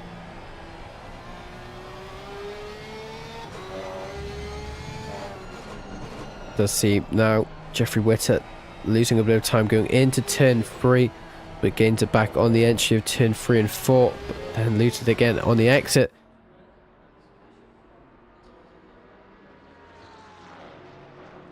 Dean Zunobovic trying to get past to try and get as many positions done as possible. Halovac currently the BMW M4 under pressure in currently P3 and P1 in AM class, but hasn't done their pit stop just yet, as he wants to try and get past as quickly as he can, going side by side into the hairpin. Can he try and keep his nose there? Dean Zunobovic, yes he does. He goes for a late break going into the hairpin, and he gets past pretty swiftly going up into P3 for position, as well as we can see Vink as well looking to try and put pressure on Dean for actual position. These two drivers putting pressure on with each other, rivals for today's race. Robert Jennings as well trying to be rivals with Halovac. Halovac being quite far ahead though in terms of where they are on track. I believe one's going through Schumacher S's right now, one's about to enter the back straight here, so we do see Vink as well trying to get past to try and lose minimal time to Halovac so he can try fight Dean for position as he goes for the inside line, going into the, oh my god, going into the chicane. Not a great place to do it, as he does actually cut the chicane there. That's going to be a risk of a puncture if he keeps doing that as well, but he does go up into P4 there, I believe. So that's what we do see is Elmstrom under quite a lot of pressure from the 1111 McLaren 720S. He's all over the rear now, as he does seem to look like he wants to try and go for the inside line. Doesn't work for him just yet. We do see there is a car off. I'm not sure who it is. I think it might have been a disconnect, unfortunately, there for him. Do see it, yes, it was a disconnect. We have lost another car. Does seem he does want to try get closer, but it's not going to be close enough just yet for him to think of getting by. All over the rear of him, Elmstrom is probably prioritizing trying to defend as much as he can. Go into turn 2 now.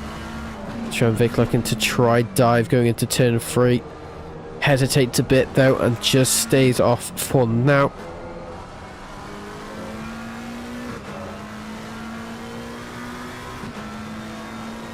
Again, he's just looking all over the rear of the Aston Martin V8, but he does still have to just hold off. Just hope that Armstrong makes a mistake, which does cause him to go by, but at the moment that is all he can dream about. Armstrong not looking to make any sort of mistake just yet, going to the hairpin. It does seem Stremovic looks a bit dangerous at the moment, if I'm being honest. He keeps trying to outbrake Elmstrom in any place he can, but it does seem he's not being able to do it quite sensibly. Hopefully this isn't ending catastrophe for both of them.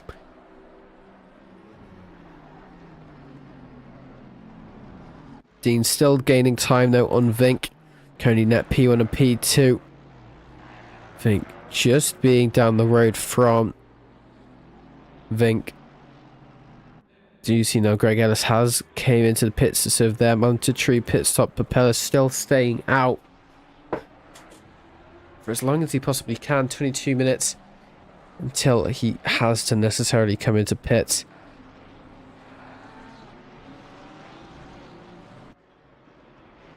You see Stremovic trying to get side by side with Elmstrom. It does seem there's a bit of a lack in security there from Elmstrom for the position, as this does seem now that Stremovic goes up into P8.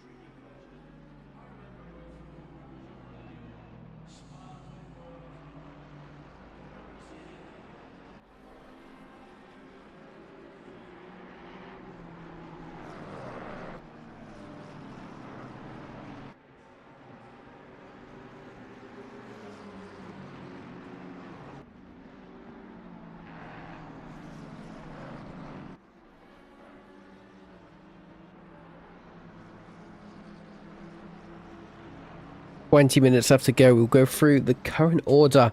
This is bound to change due to some people not doing their pit stops just yet. We currently see it in P1.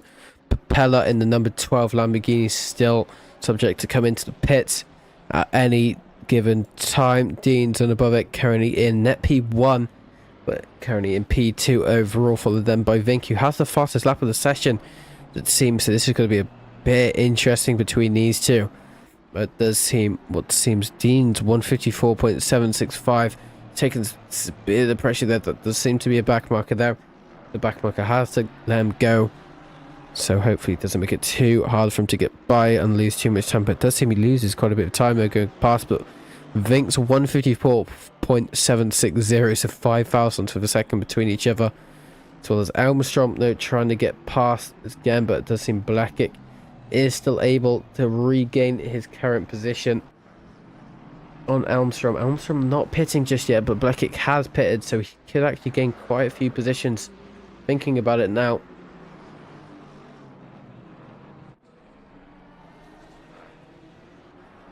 Just go side by side once again with Blackick. It's not going to work just yet for him. But he's going to be all over the rear end of that McLaren going into the hairpin of the first corner of Sector 2. You see as well Blackick under, trying to attack Dabrowski for position, which at the moment isn't working for him just yet. As I've said that probably 5 times in the past sentence. But now it does seem Dabrowski just trying to defend the inside line going into the penultimate corner before the start finish. There's going to be a bit of a switchback though from Elmstrom.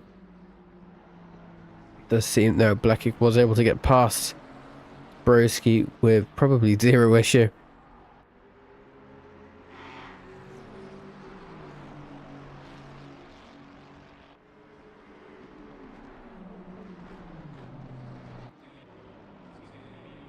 See a few more people coming into the pit. Do you see this? Only the top runners now who haven't really pitted. Dean, who did pit earlier, it's just Propeller, Vil, Halovac, Dabrowski and Alpenstrom are the only people who haven't pitted to my knowledge yet. They're the only people who haven't pitted. We do see Halovac is coming to the pits now to serve his mandatory pit stop. With 18 minutes left to go. Shremovic going for the inside line on Vil.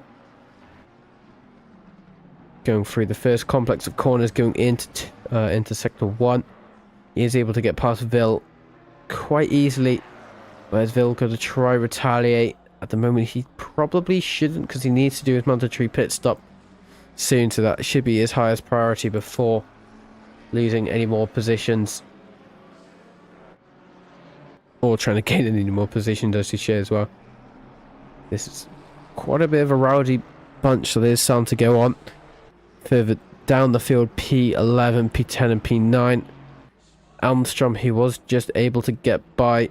Well, Blackick, who was just being able to get by him as well as Dabrowski. Now Ivo putting pressure on Dabrowski for position, as well as Elmstrom putting pressure on Zorkic.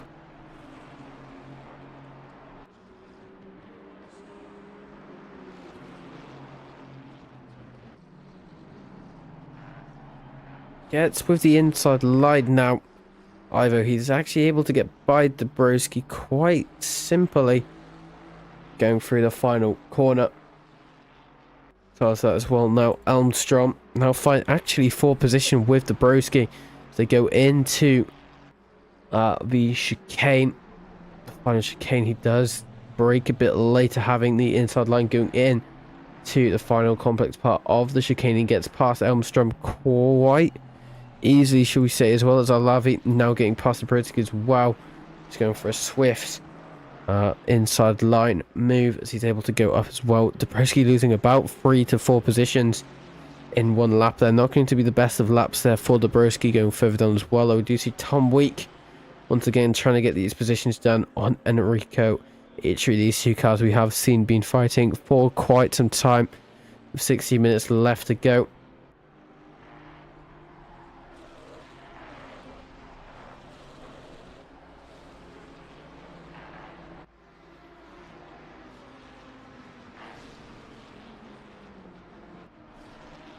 Is going to make a tiny bit of contact there. He does just lunge a tiny bit. You almost saw that, which causes them to go side by side going into the final corner before the start.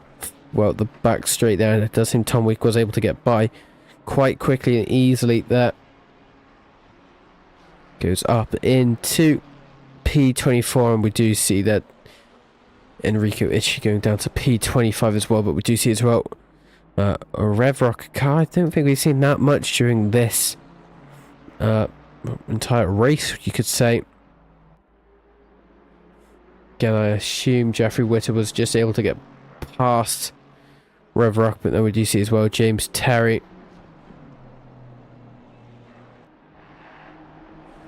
All over the back of him, as well as it does seem there's a bit of a mistake made by Rev Rock, which does lead to James getting the inside line going into the final corner, but it isn't going to work for him just yet.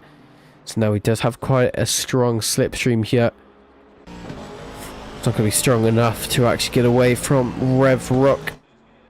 So he's still just going to have to try and place his car in a place where he's still close enough to Rev Rock, where he can try a tiny bit of pressure on Rev Rock to try and get past as quickly as he can, but at the moment it isn't going to work for him yet. He still stays behind.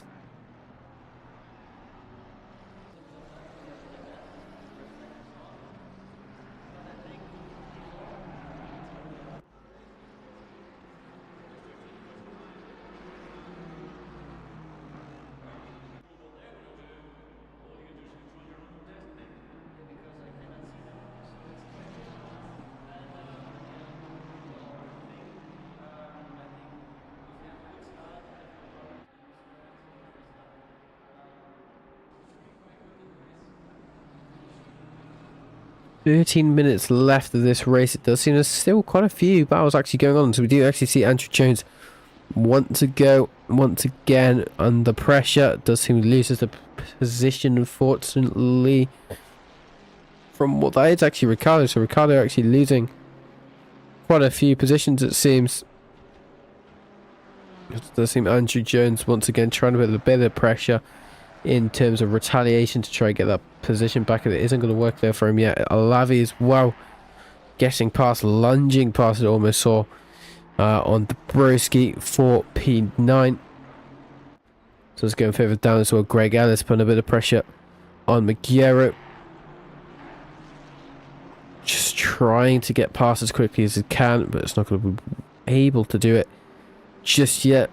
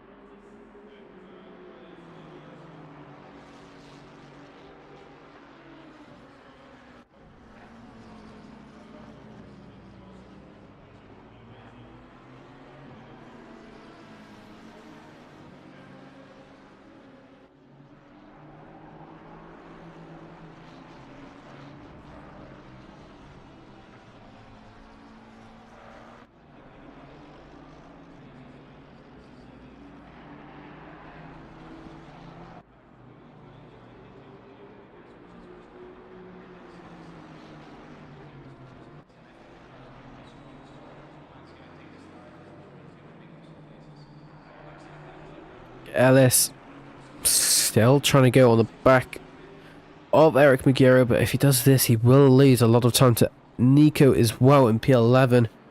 Nico actually making quite a good redemption during this race as he came all the way from the back of the grid after he did this little undercut strategy. Now up into P11 and might actually gain up into P9 as well, as we can see there's quite a few people who haven't pitted just yet, Vil being one of them, Elmstrom and Dabrowski as well.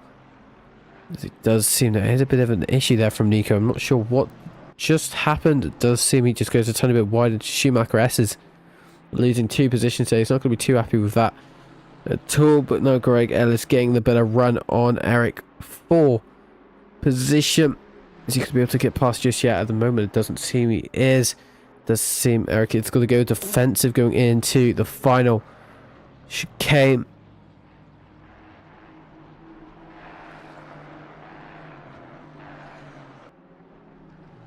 And we do see it stays the same once again. Going on to lap 30 for these drivers.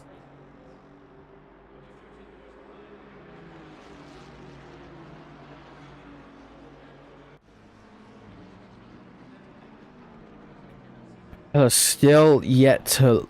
I'm not even sure what's happening with them. Propeller's still yet to pit just yet. Same with Bill. Armstrong with the Prosky, so I'm assuming they're doing a complete last lap pit to try and gain as much time as they can. Tom Week now making a tiny bit of contact there with... That's going to be Enrico Itri. That's going to cause his car to go a bit crazy.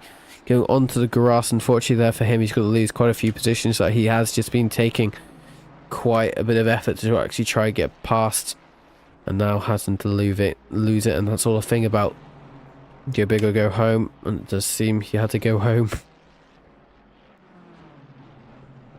Declan Brogan as well. We haven't seen that much today actually. Now on like battling Nico having that small little mistake he made at the Schumacher S's. In fact, he makes another mistake going on to the hairpin, and it's going to cause Declan Brogan to have the door wide open to be able to go by through the inside line and gets P13 there.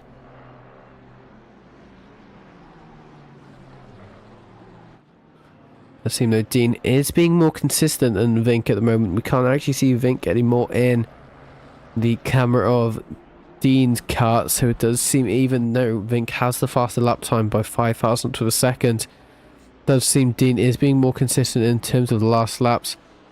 It does seem, yes, there is a massive difference in terms of consistency at the moment.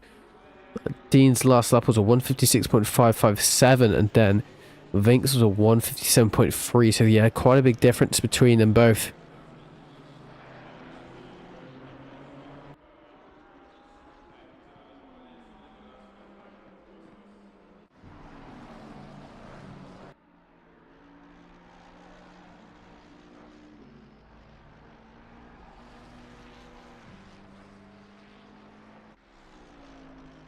Victor as well. A lot of pressure onto Axel.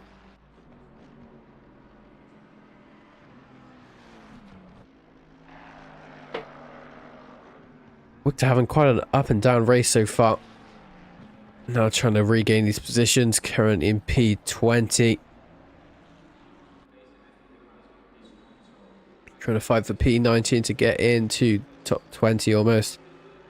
See him now, he is going to be able to get the overspeed on that Ferrari. He does dive for the inside line now as he gets it done quite efficiently on Axel. Is there going to be a switchback from Axel? No, he's too far back, and Victor does just get that position done pretty easily there. It doesn't seem there's any sort of effort done there by Axel to actually keep that position. And further up as well, Greg Ellis being able to now withstand P12 and even try to go with P11. Still, as we have seen, this battle has been occurring for quite a few laps now. Greg Ellis probably going to get a tiny bit impatient soon because there's only 6 minutes left. Thinking about that, it's not that much time to try to get past Eric, and the placement of Eric's car at the moment is actually quite efficient for him, and legally, again, I've said this before, he won't be able to get past unless there's some sort of flaw in Mikiro's placement of his car in defense, but at the moment he seems to be doing it pretty goddamn good. Do you see now going on to the start finish straight? Does seem as well Eric gets a better exit going on to the final corner, so it just seems on anything at the moment. It does seem Eric's been able to do it better. Dean actually catching up with Propeller, who hasn't pitted just yet. Dean has pitted, so this is not really a battle to say the least. But Vink being able, well, Dean being able to create about a 5-ish second gap, you could say, between him and Vink in net P2. He should be able to get past quite, unless Propeller does defend quite effectively, which isn't really a good idea because then you still need to pit. Dean has pitted, so there's not really a point of trying it. He does go for another lap. No, he does not. He comes into the pit this lap, so that's just easy for Dean to regain the lead of this race, and Vink regaining P2. Do you see Greg Ellis was just able to get past Eric Mikiro quite efficiently going through the hairpin there, so we do get a bit of a replay of what happens. Just a bit of a lunge there from Eric. Greg, sorry. from Greg to try to get that position done. He gets up quite efficiently. And nothing Eric could have actually done that to actually withstand that move. Chris Broadman as well. Again, we have seen quite a bit of time. Oh my gosh, great save there from Chris. It does just seem getting on the curb a bit too violently there, and the car did not like it and reacts in a way where he was trying to kill Chris, and he was managed to save it.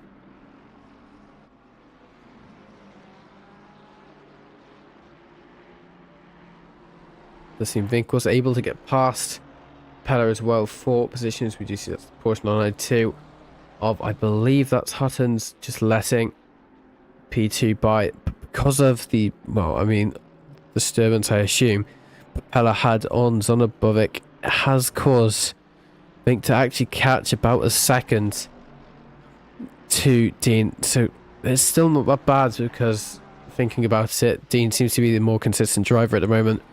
But if that were to change, it is going to mean that Dean might be under a bit of pressure. However, a driver that is under pressure is going to be currently Ricardo Colombo, who does seem to have Andrew Jones all over the back of him now. And because of this little battle they've been having, it's going to cause Enrico Itri, the other E3 racing driver, to be all over the back of Andrew Jones, who's, well, looking to try to get any scraps of this battle. Could even potentially, if he's lucky, get 2 positions for free if they make a bit of contact between them both, but hopefully it doesn't happen. But it does seem Andrew Jones makes a bit of a mistake there, which does cause Enrico Itri to lose a tiny bit of time as well, as it does seem he wanted to try go for the inside liner, but didn't seem to work for him just yet. So go on to what I assume might be the penultimate lap of the race, depending on where the leader is on track. It could be the penultimate lap, I'm not too sure just yet. Nico, well, does seem Eric making a bit of a mistake getting on the curb for too long on the Astro. Taking the car, which is now going to be Nico all over the back of him to try regain P12.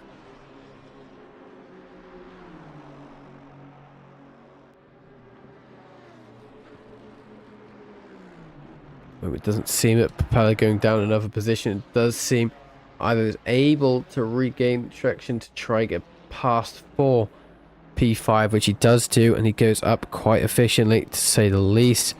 Fifth down to Chris Broadman, a car we have seen as well in the previous 5 or so minutes, all over the back of the Broski, but isn't actually able to get past just yet. So he potentially go on to the final lap of this race, depending on where. Yeah, we will be going on to the final lap of this race after Dean crosses the line. Now going on to the back straight.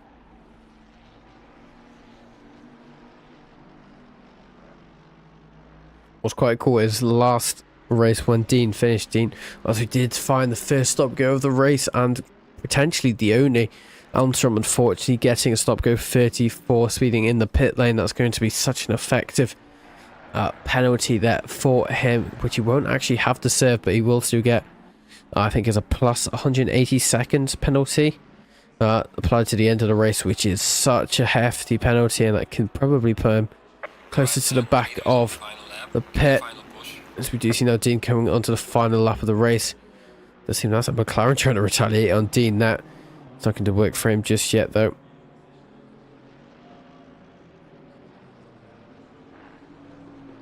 So that was quite cool, as I was saying last time. This is actually going to increase Dean's championship points by quite a bit as well, because last time Propeller won the race, and now this being a different winner, this could be Vink winning this race, well, coming P2, sorry.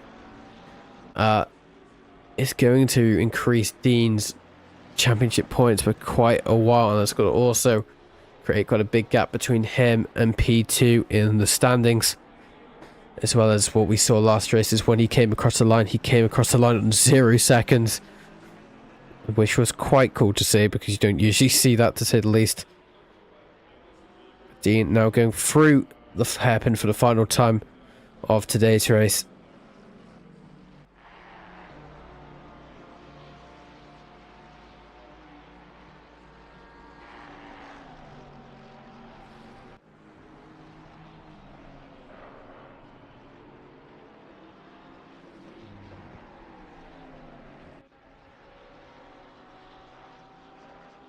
Greg Ellis as well.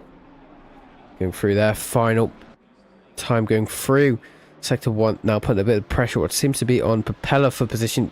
Goes for the inside line going into turn 4. Has the inside line but loses it on the final part of it. Does he make a switchback going into turn 5? No, he does not, but he gets the better exit to say the least, and that's going to cause them both to go side by side. Greg Ellis trying to grab his position on the final lap. He gets the inside line going into the hairpin, the best way to try get a position. He gets the position done, keeps the door closed to withstand any sort of switchback. So he gets that move done. Is there going to be any sort of retaliation is the question from Propeller.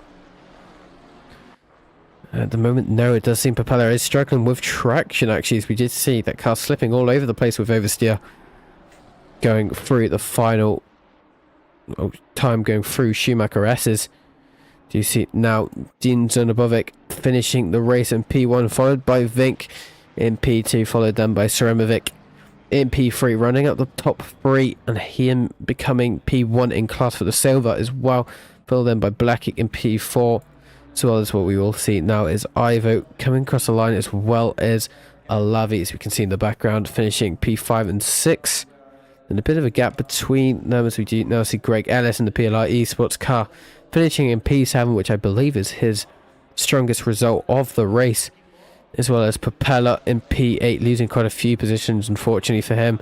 Declan Brogan, as well as Eric Magiro, Nico in P11, and a bit of a gap there. Jeremy Swanson in the reach around Racing Mercedes in P12. Coming across the line, as well as the Writer Engineering of Ville. The final few cars to come across the line is Halovac, which is going to be, he is going to be pole position, it seems, in the AM class, taking, I believe, is his first win in the AM class series, followed then by Robert Jennings, who was in pole position originally. Not going to be too happy with losing the position, but still P2 in class is still pretty good, followed then by Dabrowski, Chris Broadman in P16, Itri, Axel Itri down in P17, followed then by Anthony Fox, and then Armstrong, the last person to finish the race, way further back than I thought he would be, going through the back straight for the final time.